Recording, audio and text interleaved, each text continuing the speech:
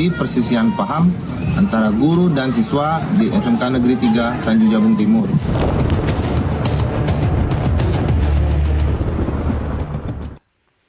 Kita lanjutkan diskusi kita, Pak Aris. Ini kan kalau tiap ada masalah seperti ini, apa harus selalu kemudian berujung pada jalur hukum? Kalau tidak, mekanisme apa yang bisa kemudian kita lakukan sebagai sebuah kesepakatan bersama? Iya, tentu hukum itu pilihan terakhir, apalagi kepada anak-anak begitu. Bahkan kita ini dipandu di dalam undang-undang kita melalui pendekatan SPPA, Sistem Peradilan Pidana Anak, itu menekankan penyelesaian kasus-kasus anak itu pendekatannya restoratif justice. Oke. Restoratif justice itu tentu ya pendekatannya musyawarah, tetapi tentu tidak saling merugikan korban. Basisnya adalah kebenaran, basisnya adalah keadilan. Maka terkait konteks kasus ini, kalau mekanisme atau semacam SOP penanganan itu berjalan dengan baik di sekolah, maka sebenarnya sudah bisa ditangani di sekolah. Dengan cara apa? Ya tentu semacam guru tertentu. Kalau di Permendikbud sebelum ada revisi, ada namanya tim PPKSP, tim pencegahan penanganan kekerasan di satuan pendidikan. Dia melakukan pendalaman, investigasi, coba mencari titik temu dan seterusnya. Ya gimana mau diselesaikan di sekolah, kepala sekolahnya dilaporin? Ya, kepala sekolah memang baru bertugas yang ini. Ada kepala sekolah sebelumnya lah kira-kira begitu. Ini kan sebenarnya panjang gitu. Saya juga sudah mendekati kasus ini secara dekat ya. Nah, ada mekanisme yang kemudian tidak berjalan di internal sehingga akhirnya rasa keadilan itu tidak didapatkan oleh kedua belah pihak. Kalau internal ini jalan, maka keadilan akan didapatkan, gitu kan? Sehingga tidak perlu menempuh jalur yang lebih tinggi. Nah, saya kira ini juga bisa menjadi pengalaman untuk sekolah-sekolah yang lain agar betul-betul membangun sistem perlindungan bagi semua lah ya, tidak sekedar kepada anak atau siswa, tetapi juga bagi guru gitu, dengan pendekatan-pendekatan yang kemudian tadi melihat dari sisi humanisme, kemanusiaan, melihat dari sisi psikis, melihat dari sisi bagaimana anak ini kemudian masih punya masa depan, melihat dari sisi-sisi yang positif yang itu kemudian justru akan membantu mewujudkan lingkungan sekolah yang aman dan nyaman. Kalau saling tuntut begini ini kan nggak ada ujungnya nanti. Setiap hari harus ke kepolisian, di BAP, kapan dia harus belajar? Guru juga begitu, mestinya justru dia harusnya mengajar, tapi karena proses ini akhirnya menjadi tidak melaksanakan tugasnya dengan baik gitu. Ada pendampingan nggak dari KPAI, termasuk dari PGRI kepada gurunya? Kalau KPAI tidak punya wewenang mendampingi guru. Enggak, ke anak peserta didik? Ya, kami melakukan pengawasan dan berkoordinasi terus dengan pemerintah daerah, termasuk kami mendorong agar penyelesaiannya ini pendekatannya musyawarah di luar jalur hukum. Karena kalau masuk ke jalur hukum pasti panjang dan akan berdampak terhadap situasi belajar di Pak sekolah Jajan, itu. gimana? Ya, baik. Jadi PGRI punya LKBH. Dalam hal ini adalah tugas fungsi utamanya pendampingan tadi. Sekali lagi, dalam hal ini saya kira kedua belah pihak punya kontribusi ya terhadap terjadinya peristiwa tersebut. Karena itu klaim kebenaran yang dinyatakan oleh Pak Agus sehingga berani melaporkan bukan saja murid, tetapi juga guru dan kepala sekolah. Di sisi lain klaim kebenaran dari siswa juga saya kira percaya diri ya bahwa ini adalah kontribusi guru di dalam kejadian ini. Karena itu sekali lagi kita ingin menyatakan di sini, saya sepakat sama Mas Aris bahwa demi berlangsungnya proses edukasi di sekolah, hal ini harus segera diselesaikan secara musyawarah, secara kekeluargaan. Dalam hal ini gubernur, polisi, kemudian tentu saja nanti PGRI, KPAI, saya kira harus menjadi jembatan karena ini harus ada mediator ya. Ada orang yang tidak punya face interest, ada orang yang netral, ada orang yang bukan like and dislike melihat kasus ini terhadap guru maupun terhadap siswa, sehingga saya yakin pada akhirnya atau yang kita inginkan adalah ini happy ending. Yang netral itu siapa? ya gubernur netral kan, polisi netral, kemudian tokoh masyarakat kalau ada netral. Dalam hal ini harus melihat bahwa anak-anak harus tetap sekolah, guru juga demikian, kembali mengajar apakah di tempat yang sama atau di tempat yang baru. Karena apa? Tadi di dalam konteks masuk ke meja hukum tadi, yang menang apa katanya? Yang menang jadi arang ya, yang kalah jadi abu. Tidak ada yang akan menang gitu.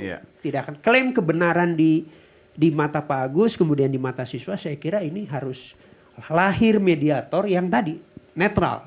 Dan bisa dibayangkan suasana psikologisnya ketika mereka masih dalam satu sekolah yang sama dan ini belum clear, ya kan? Dan masih harus menyelesaikan berapa tahun lagi masa pendidikan gitu kan? Takut ada reaksi baru kan? Yang penting lagi Mas Doni, sorry ya. Yang penting adalah para siswa itu menyatakan memaafkan. Sesungguhnya ada. Itu di satu sisi. Di sisi lain, Pak Agus itu dia sempat keluar statement bahwa tidak akan melaporkan siswa. Nah ini kan sebenarnya sudah ada kesadaran baik di Pak Agus maupun di siswa untuk saling memaafkan. Ada yang provokasi kali? Ini pentingnya ada mediator dalam konteks Banten, gubernur turun langsung. Mudah-mudahan ini juga terjadi di Jambi dan kasus Pak Bu Tri ya. Nah mungkin kita juga berharap DPR menjadi semacam variabel penting di dalam penyelesaian kasus ini. Mungkin Pak Lalu Ari kan orang tuanya guru, ya kan? Tentu sudah paham betul lah bagaimana kehidupan guru dan keluarga guru gitu. Nah, kalau kita lihat payung besarnya, undang-undang kita, jangan-jangan memang harus dirombak total nih Pak. Ya, jadi memang hari ini kami di Komisi 10 itu sedang melaksanakan revisi Undang-Undang 20 tahun 2003 tentang sistem pendidikan nasional. Jadi tidak hanya gurunya saja yang menjadi titik poin. Oke, Undang-Undang Guru dan Dosen masuk ke dalam kodifikasi di revisi Undang-Undang 20 tahun 2003 tersebut. Tetapi yang terpenting adalah relasi edukatif kalau menurut saya. Jadi relasi edukatif masing-masing pihak, guru harus memahami tugas pokok dan fungsinya, siswa juga harus memahami kewajibannya sebagai siswa. Nah, saya sering mengatakan bahwa melihat situasi hari ini yang kerap berulang terus, maka harus ada taubat kekerasan lingkungan pendidikan. Ini harus ada, harus kita dengungkan. Karena kalau kita tidak dengungkan, kekerasan ini dianggap sebagai hal yang biasa aja. Begitu sudah damai misalnya, selesai. Nanti ketika di kemudian hari tersinggung, tersulut, terjadi lagi. Nah ini yang terjadi. Nah, Permendikdasmen nomor Permendikbudristek 46 tadi Pak Aris sudah singgung. Itu sebenarnya udah jelas. Tetapi kenapa masih ada terjadi? Ya memang permen ini ternyata setelah kami turun di lapangan nggak pernah tersosialisasikan. Bagaimana mencegah kekerasan di satuan pendidikan. Masalahnya di sosialisasi. Sosialisasi. Bukan aturan mainnya yang kurang atau... Banyak guru di lingkungan sekolah itu ketika kita tanya, Mas Doni, mereka nggak tahu. Nah, artinya apa? Berarti tidak pernah tersosialisasikan dengan baik. Ya bagaimana? Dinas dong Pak. Ya itu tadi. Kan? Makanya di awal tadi saya sampaikan bahwa kolaborasi semua pihak, stakeholder pendidikan ini pemangku kepentingan di bidang pendidikan, pemerintah daerah melalui Dinas Pendidikan, pemerintah pusat melalui Kementerian Pendidikan Dasar dan Menengah, dan kami sebagai pembuat regulasi ini yang hari ini terus mencari formula terbaik agar peristiwa-peristiwa atau kejadian-kejadian kekerasan ini tidak terulang kembali. Bahkan di revisi Undang-Undang 20 tahun 2003 tersebut, kami masukkan di situ perlindungan guru, perlindungan siswa, masuk ke dalam batang tubuh dari revisi Undang-Undang 20 tahun 2003. Ini sebuah keharusan ya Pak Lalu ya, artinya tidak boleh lagi ditawar-tawar dan jangan dijadikan sebagai bahan untuk negosiasi politik gitu kan. Betul. Nah, karena ada satu lagi nih Mbak Mira, ketika kekerasan itu terjadi di rumah, dibawa ke lingkungan sekolah, tapi yang di rumah itu kan juga ada yang mewariskan dari orang tuanya atau generasi sebelumnya, sehingga itu jadi seperti dosa warisan gitu. Bagaimana memutus mata rantai itu? Butuh waktu, ya, kerja keras psikolognya terutama ya, gitu kan. Jadi bisa memang bergenerasi nggak? over generations, gitu. Karena akhirnya generasi penerusnya itu menganggap bahwa kekerasan adalah sesuatu yang wajar, normal, gitu. Jadi memang tidak hanya memutus kekerasan di dunia pendidikan, dimanapun, terutama di bumi Nusantara kita ini tercinta, gitu ya. Jadi dalam sesi-sesi konseling pada banyak pihak, saya mengatakan kekerasan itu bukan solusi, kekerasan itu bukan jawaban, dan jangan pernah jadikan itu sesuatu yang normal, jangan dinormalisasi. Iya. Ya. Ini sekaligus ada komentar dari penonton kita melalui channel YouTube kita bahwa orang tua lah yang seharusnya menjadi contoh atau teladan. Sekaligus closing statement dari Anda, Mbak Mira. Mari kita bersama-sama, tidak hanya pada kasus ini, bagi kita semua, siapapun kita, apakah kita siswa, apakah kita guru, atau kita sebagai orang tua. Apakah kita sudah bebas dari melakukan kekerasan terhadap sesama? Ya. Apakah kita menumbuhkan rasa cinta terhadap teman-teman kita, menghormati guru-guru kita? Mohon dijawab. Oke. Pak Lalu, closing statement. Metode pembelajaran kita hari ini, Mas Doni, yang dikatakan bahwa hari ini adalah zaman now, digitalisasi, pesat dan sebagainya, tentu harus mengedepankan etika digital. Ya. Kita sepakat bahwa metode pembelajaran yang diterapkan di sekolah-sekolah kita hari ini tidak mungkin lagi menggunakan cara-cara masa lalu, cara-cara tradisional.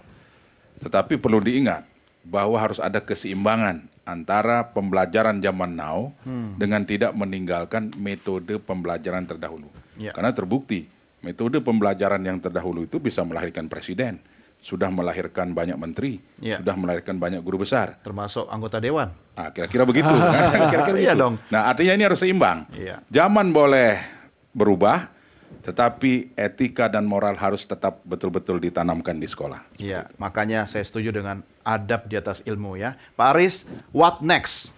Ya, setidaknya dalam kesimpulan kami ada dua tantangan besar yang itu mempengaruhi perubahan perilaku anak. Pertama adalah tantangan pengasuhan, yang kedua adalah tantangan candu. Candu dalam bentuk obat ataupun candu yang dalam bentuk digital tadi. Iya. Maka ini penting menuntut kehadiran pemerintah untuk kemudian mengendalikan situasi ini. Bagaimana orang tua mampu memberikan pengasuhan positif yang kontinu tanpa mewariskan kekerasan tadi. Bagaimana kemudian pemerintah menghadirkan guru yang respon terhadap perkembangan saat ini tetapi juga berdiri pada nilai-nilai etik keprofesiannya. Iya. Sehingga kemudian tidak melanggar, melampaui dari batasan mengajar, melampaui batasan melampiaskan melabeli dengan maksud mendisiplinkan, tapi sebenarnya sedang melampiaskan emosinya. Pada Menarik. konteks digital juga demikian. Iya. Perlu pengendalian, perlu pengawasan, bila perlu kemudian ada semacam peraturan yang kemudian itu bisa membuat generasi kita, anak-anak kita itu betul-betul bijak, betul-betul memiliki tadi muncul resiliensi, ketahanan untuk bisa memilah dan memilih mana yang baik dan buruk di dalam aktivitas digital. Oke. Saya kira akan menjadi solusi itu. Ya, Pak Jajan, kata kuncinya? Kepada para guru, andai pun ada 1000 perilaku adab para siswa, maka setiap guru harus tiba pada penanganan yang penuh keadaban. Bagi guru, bagi orang tua, hari ini kita perlu katakan bahwa anak-anak kita itu defisit keteladanan. Karena itu kita mengharapkan orang tua menjadi teladan utama dan pertama bagi anak-anak, karena itu para orang tua harus terus-menerus menanamkan nilai kepada anak, kalimat bahwa hormati guru, sayangi teman. Terima kasih. Oke. Hormati gurumu, sayangi teman, bagi guru juga hormati dan sayangi anak-anakmu ya. Orang tua juga begitu. Baik, terima kasih Pak Aris, terima kasih Pak Jajan, terima kasih Pak Lalu Aris, terima kasih Mbak Mira, terima kasih. Pemirsa, inilah akhir jumpa kita dalam Merah Putih. Saya Doni The Kaiser. Salam Nusantara. Merdeka.